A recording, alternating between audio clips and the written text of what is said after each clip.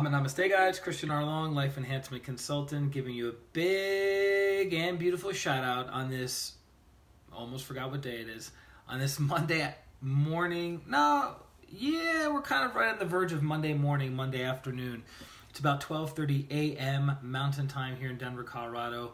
And as you guys know, we do these live streams each and every day of 2019. That's the objective, that's the goal. We have not missed a day yet, no matter what's been going on in my personal and professional life, every day, all day. Michelle, namaste. And I want to give a lot of love to you guys. Thank you for sending your topic requests. Thank you for sending feedback on how these streams are improving the quality of your life, breaking up maybe some monotony, or giving you a nugget of truth or wisdom that you can apply and improve the quality of your life. So thank you for the feedback. I always appreciate that. Maria, namaste. I'm sure you're still doing a cruise with your mom, tearing it up all over the world, living the dream. It's beautiful. And as you guys know, we talk about 3 topics: energy healing, meditation, and practical spirituality. And obviously those topics are very, very broad and very, very deep if you go into them. And if you guys don't have a topic, or somebody hasn't sent me a topic previously, then I'll just kind of come up with something off the top of my head. And so what came to me today that I think is apropos is working out at the gym. Leti, namaste, working out at the gym.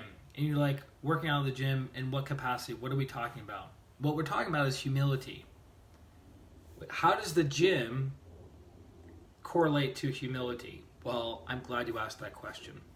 So for the past 2 months, because of my body getting a weird sickness in my lungs, completely flattening my energy level, and also having an injury to my right elbow and my right knee, and traveling for the past month, going to the gym has not been a priority. Now, I always eat relatively well. God bless me with decent genetics, so I don't have to work out every single day for 2 or 3 hours a day in order to maintain a relatively healthy, fit physique. And I grew up in a household where I was the baby. I had 2 older brothers that were 10 and 11 years older than me. And so what did I want to do? I always wanted to be like my big brothers. I wanted to do what they did. I wanted to talk the way that they talked. I wanted to flirt with girls at the way that they flirted with girls.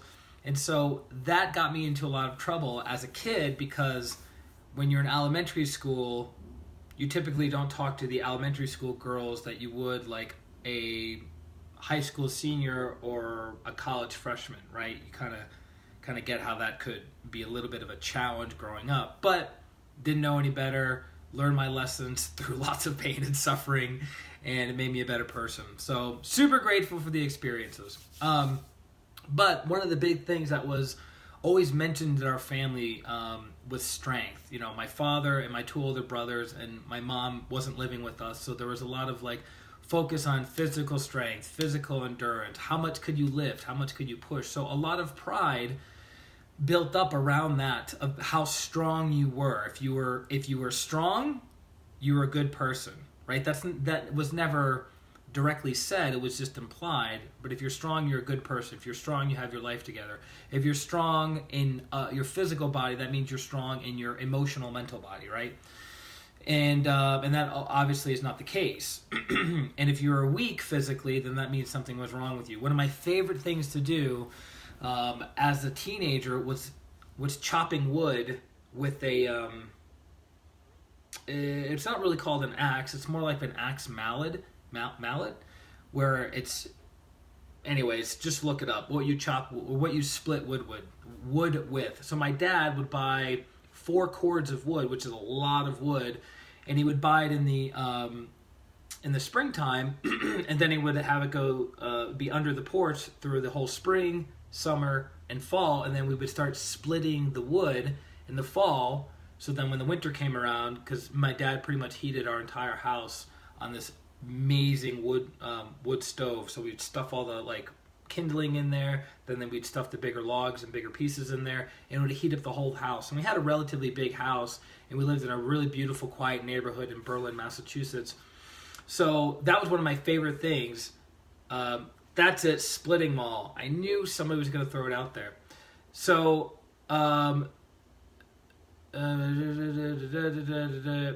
I just had somebody messaging me. Sorry, guys. So that was something I really enjoyed doing, and that was physical strength. It's like, instead of doing it in 2 sweeps or 3 sweeps or 4 sweeps, it's like 1 sweep, splitting the wood open, and then going on to the next one and the next one and the next one. And so we would all watch each other split wood. My father would take turns, my brothers and I would take turns, and it was just a thing that we did in our family. And I remember when I was 17 or 18 years old, there was a company called Iron Mind, like mind, Iron Mind, and they sold strength training products. And one of the things that they sold, or they specialized in, that no other company in the world did, was hand grippers. Like the little grippers that you go to, like a Sports Authority, which I think they're bankrupt now, so some other sports company like Dick's Sporting Goods, they had these little grippers, and those grippers were typically 15 to 20 pounds to close them, right? This company, Iron Mind, had grippers that were like 95 up to 400 pounds. So in order to close the grippers, you need to put 95 to 400 pounds of pressure in your hand. It's called crushing grip is the term, in your hand in order to close that. I was like, that's awesome. So I bought those grippers, and I graduated from the little gripper at 95, and then I went to the level 1, which was I think 125, and then the level 2, which was like 200 and something, and the level 3, I was only able to close it half of the way. So even to this day, I wasn't able to close it fully, right? So I'd always go up to complete and utter strangers. I had this thing on my neck, like this steel gripper, about the size of my hand almost, this steel gripper around my neck, and I would go up to complete strangers in bars, sporting clubs, on the street, on hiking trails, right? Whatever. And I'd be like, hey, can you close this? What do you think I was practicing? Negative pride, right? I was practicing negative pride. So I was like, can you close this? And then they would struggle and, kind of close it partial or halfway. But most people, Suguna, I'm going to say most people couldn't close it fully, right? And I was like, watch this. And this is coming from a guy who's been training with it for 6 months nonstop. Of course I'm going to be able to close it because I've been training with it. These people, I'm just stopping them from living their life in a moment in time and hey, let's close this, right? So that was kind of when I got attention, I got validation, I got quote unquote respect for my strength, because as a little guy, my middle brother is 6'1", 225 pounds, so he's bigger than me. And then my other brother, shorter than me, but wider than me. So there was always this, I'm the little brother. I was literally the little brother, and I was the little brother physically little, right? And so I always had a thing a chip on my shoulder of I'm strong, I can do it, I'm capable, I have endurance, I have stamina, I can make this happen, right? So, and then that's partly why I went to study health and fitness at Springfield College. So Springfield College in Springfield, Massachusetts is where the YMCA was founded in the 1800s, and it was also founded, the Basketball Hall of Fame was there until they moved it to downtown Springfield many years later. And so I was studying health and fitness because I wanted to be a glorified personal trainer. I wanted to spend lots and lots of money in order to be a personal trainer because their program was number 2 at that time, was number 2 in the country for health and wellness, right? So I really, really enjoyed wellness. I enjoyed training people. I was the youngest personal trainer at my YMCA in Worcester, Massachusetts in their 85-year history. I was actually training people before I was old enough to legally train people, right? You have to be 18 to train people. I was training people when I was 17. So I thoroughly enjoyed it. So how old were you then? So I was 17. Haven't you been following the story, girl? So anyways, fitness and health was always a big part of my life, but I never put a lot of energy into it because it came naturally to me, right? So certain things have come naturally to me, and if it comes naturally to me, I don't put any effort in, right? So it's it's easy. I don't have to do anything. I'm already good, right? So I was already fit. I don't have to work out. I already had good endurance. I don't have to train cardio. I already have a fast metabolism. I don't have to watch what I eat, right? So negative pride once again. And you might be saying, well, what is negative pride? So negative pride is an all-permeating energy that each and every person even at the level of a holy master, deals with, where it's covering up or shielding self-delusion, self-conceitedness, low self-esteem, low self-image, low self-worth. So whenever somebody is feeling inadequate in a certain area of their lives, they will practice negative pride, and they'll inflate that part of themselves so they don't feel inadequate or worthless or unworthy or unlovable, right? So I was always trying to like push myself and say, look at how strong I am. And I am actually very strong for my size, but there are people who are smaller than me who are much stronger than me, right? So negative pride would make reasons and excuses and rationalizations as to, well, that person has better this, better that, better nutrition. If I had nutrition like them, I'd be as strong as them. Or if I had a workout routine like them, I'd be as strong as them. Or if I had whatever, right? So that's the negative pride kicking in. So how does this connect to going to the gym today? So typically, I work out Monday through Friday. Typically, Monday through Friday, not this past 2 months, but typically Monday through Friday, I do strength training and for about 25 to 30 minutes, and then I do cardiovascular training for about 20 to 25 minutes, depending, right? And then abs are, 3 days a week. So because I was out for 2 months, I wasn't doing my strength training. I wasn't eating the amount of protein that I typically eat because I was traveling, and when you travel, it's harder to stay on task and on your diet because you're eating out a lot and, all those logistics, right? And so I went into the gym today, and my numbers, today is bench press, chest day, and I noticed my numbers were down by like 15%. Yeah, about 15%. And I was like, what the, right? And so then what happens? Instead of practicing humility, and what is humility? Knowing your strengths and knowing your weaknesses, that's humility on one level of understanding. That's humility, knowing your strengths, knowing what you're good at, and knowing what you're not good at, and acknowledging that. Like, I know I'm not good at quantum physics. I haven't studied it. I know nothing about it. I couldn't have an intellectual conversation with someone about quantum physics, right? So that's humility, realizing it's a weakness. But somebody who has negative pride around quantum physics would start trying to have all these different conversations and excuses, and they would try to sound more intelligent than they actually are about quantum physics, right? Does that make sense? So for instance, my area of expertise is energy healing, meditation, and practical spirituality that I've dedicated 20 years of my life to becoming proficient at and to understand and to practice in my own life and the lives of my clients and to be a teacher for other people, right? So I'm coming from that space with good self-esteem and good self-image and patting myself in the back and recognizing that I'm good at that, right? It's not like a fake humility of like, no, I'm really not that good at it. No, I am good at it. Is there more to learn? Yes. Is there tweaking to do in my thought processes and my energy? Absolutely. But comparatively speaking, I know what I'm talking about because I had a great teacher and a great system behind me through the past 20 years. So, that being said, when I realized my numbers were much lower, there was that negative pride coming up within me to make all these excuses and justifications and rationalizations. But I was like, hey, it's okay, body. It's understandable. You haven't done what you've been doing for 2 months. There's going to be some muscle mass loss, and that's okay. And you just get right back at it, right? Instead of beating yourself up and feeling guilty. And I love the before and after pictures that you see on Facebook and on Instagram of people who are 300 pounds, 400 pounds, and within a year to 2 year period, they lost all of it, and they are super fit, super cut, in shape.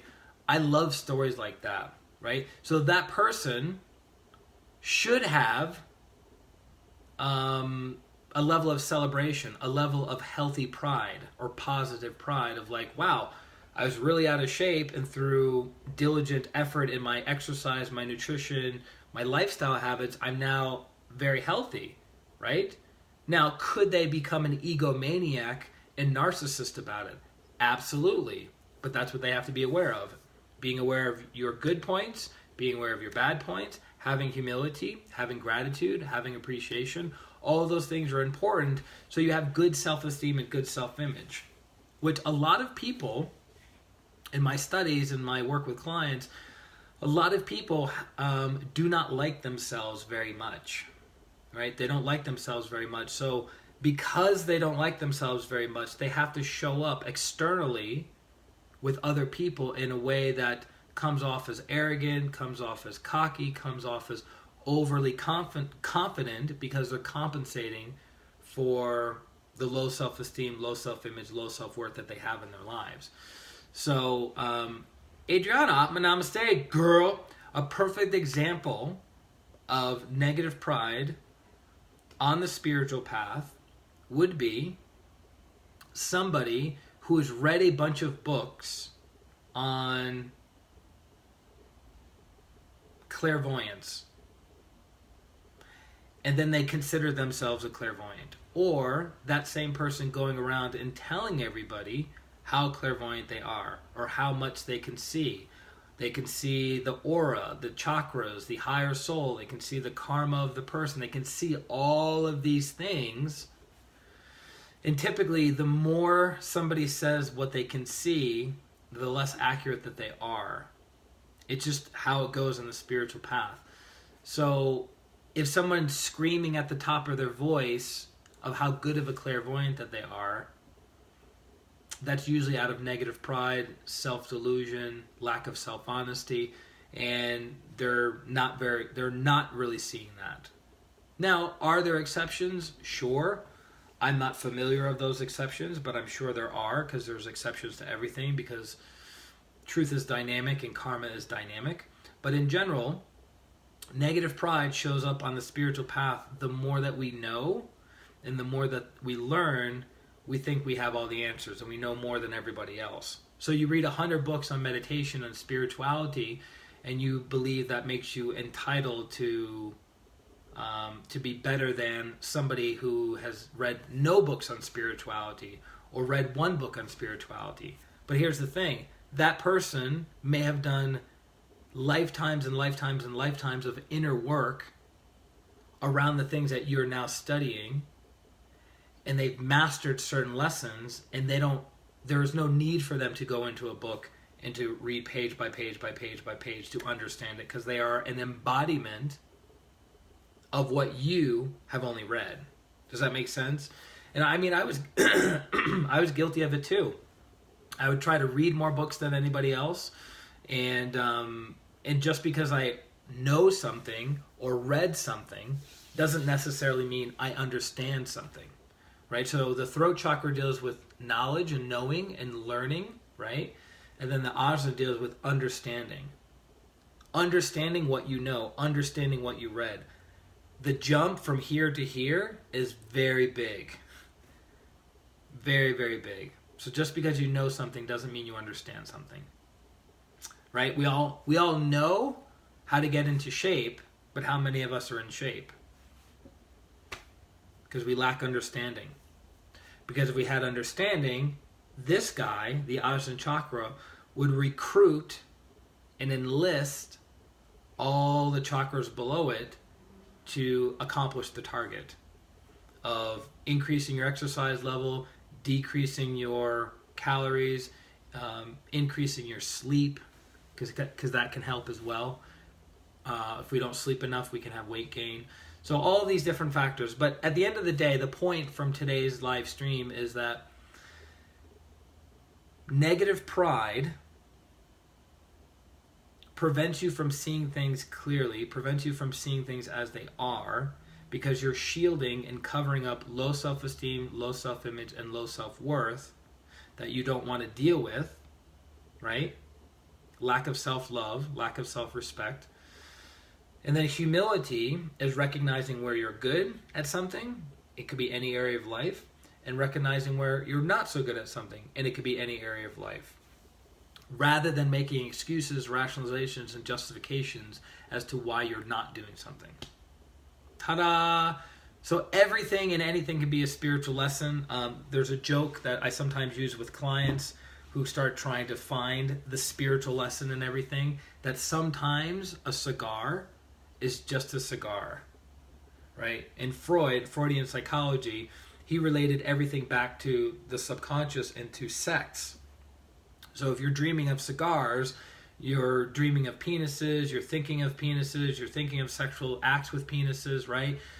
And so sometimes a cigar is just a cigar. Sometimes things don't have a deep esoteric meaning behind them. It's just like somebody goes, well, I don't know where all this weight gain is coming from. And they spend hours and hours and weeks and months trying to identify all the reasons as to why they put on this weight versus, okay, practicing self-honesty versus my body's heavy, my body's out of shape, I love my body, I want to stay in my body as long as possible, so what do? I go to the gym regularly, I get a personal trainer, I change my diet, I don't expect anything to happen over the next 3 to 6 months, I just follow the course, and then within 6 to 12 months, my physical body will be transformed, right? But if you're stuck in negative pride, you just do everything and anything to cover up the low self-esteem, the low self-image, the low self-worth. That's just on the physical level. Think about the things that we do on the emotional level, negative pride, and on the mental level, negative pride, and on the spiritual level, negative pride. So you can see how complex and how deep removing it. Master Choa Koksui says, negative pride must be eradicated. That's a big, big word. Eradicated. Completely removed from your system. Letty says, yep, sometimes it is just simple truths. What's the old saying? The truth will set you free. Mark, I'm going to say it's not just the truth will set you free. It's the application of that truth. East Coast holla. I'm not Midwest. They would consider Colorado Midwest. Mountain holla. Look, it's a little M. So that's it, guys. I have to jump on with a coaching and healing session. Any questions, comments, concerns, reach out to me directly on Facebook. If you are in need of healing, which we all are, the very fact that you're on these live streams is an indicator of your receptivity in need of healing. You're thirsty, you're hungry, you're wanting more. Go to ChristianRLong.com. It's my name. Don't forget the R, ChristianRLong.com/services. Schedule a healing session. I cannot make it any easier for you guys. You simply put your info in, and that's it. And then we see each other on Skype, Zoom, FaceTime, whatever. Stephen, namaste. And then, that's a good tip. Keep working diligently without expectation to follow the plan. Thank you, Christian. Of course. Yeah. Because that's why we give up, right? We have these huge expectations on how something should be rather than just doing it. Forget the expectations, and then you get feedback later. Like if they say, doctors and healthcare professionals say, it'll take you 2 months of regular exercise before you see any results, then fine. Work out for 2 months with no expectations. Mark is saying, yo, leaving for vacation, give me some words. Before sign off. Are you going back to Cancun again, you animal? Okay, so when you're on vacation, Mark, practice gratitude. Practice gratitude. That will take your experience from, I don't know, maybe a 7 or an 8 to a 20. If you just practice gratitude. And I mean gratitude for everything. Gratitude for the plane flight. Gratitude that you got money in your bank account to buy drinks, to buy food. Gratitude that you get to stay at a nice place. Even if it's not the nicest place that you would ever want to stay at, I challenge you to practice gratitude in every moment of your trip. Are you going to Florida? Okay. Miami. I'll be in Miami at the end of the month. What are we at? April? Yeah, at the end of the month. Miami. I haven't been to Miami in like 12 or 13 years. I'm going to give you guys a really funny story. You're not going to believe this story.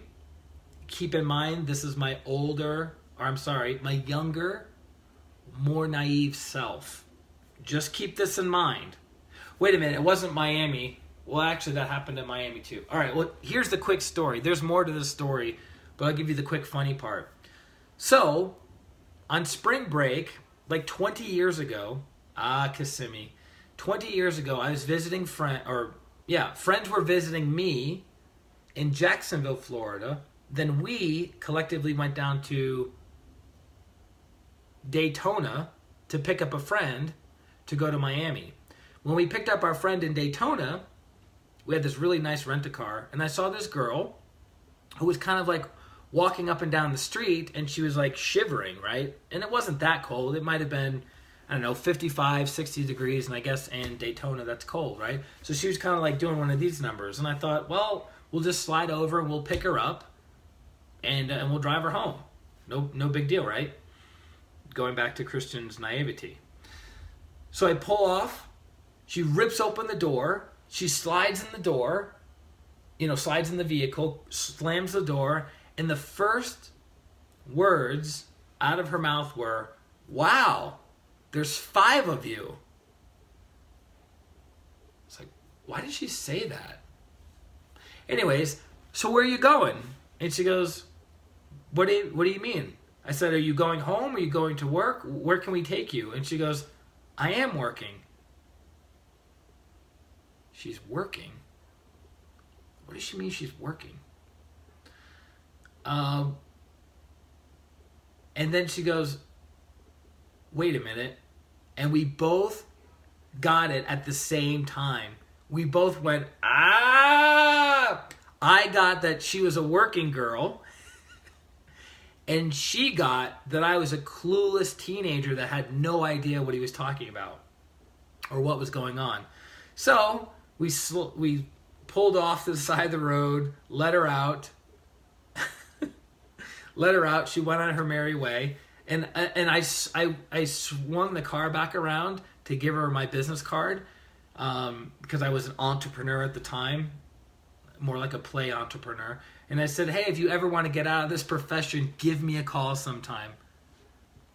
Lila, namaste. How ridiculous is that? And so then when we drove from Daytona to Miami, and our friend at the time hadn't taken his medication for bipolar, and he had a nervous breakdown, ran to the street, almost got hit by cars, and we had to literally physically fight him to push him through an emergency door, double door, so they would lock him down. He choked me in the emergency room, and he ended up spending Christmas in the ER because of his bipolar disorder.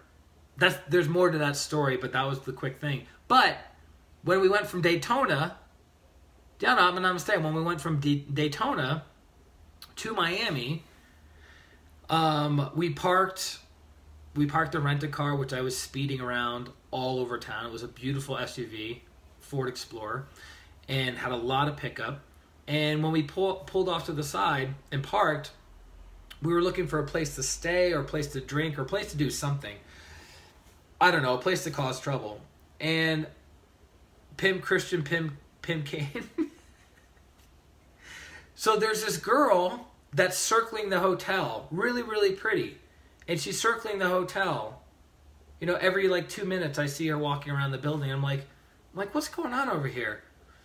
And then I said, hey, what's your story? And she goes, I'm just working. And I'm like, why does that sound familiar, that I'm just working thing?